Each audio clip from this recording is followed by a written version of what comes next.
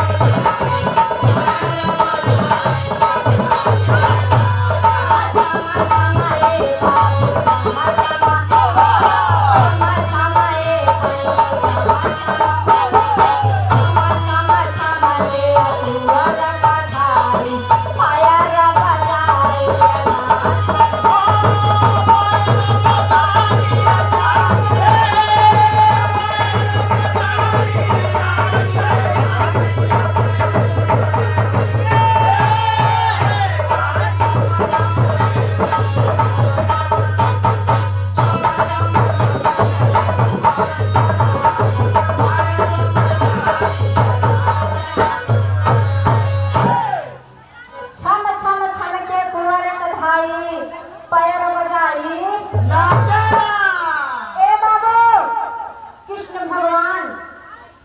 नाचत हैं गोपियन के संग तो होत का बा मास्टर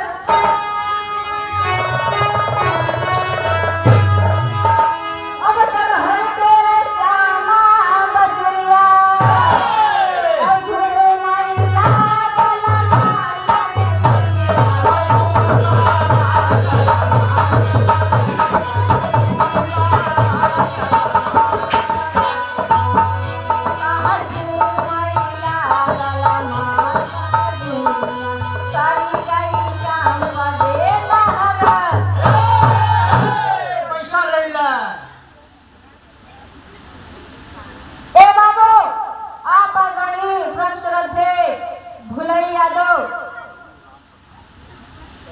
कल्लू राम यादव भुलईपुर के पावन धरती से प्रधान जी भैया की तरफ से आई बा 101 रुपया कमल पुरस्कार।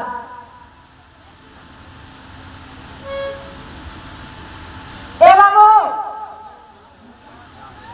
घनश्याम यादव बेहद कमेटी अध्यक्ष भैया की तरफ से आई बा भुलईपुर के पावन धरती से बिरहा कमेटी के अध्यक्ष हवन भैया।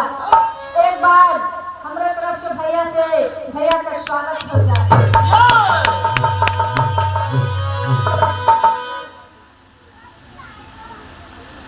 एक आदरणीय नंद किशोर यादव भुलईपुर के पावन पतित धरती से 101 रुपया कमल पुरस्कार आई बा भैया के चरण छुई के पैर के प्रणाम बा।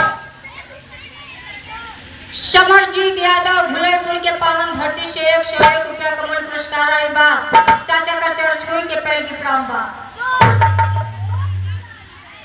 ए बाबू हरिनाथ यादव गुरु के पावन धरती से 101 रुपया कमल पुरस्कार आई बा भैया के चरण छुई के पैर की प्रणाम बा।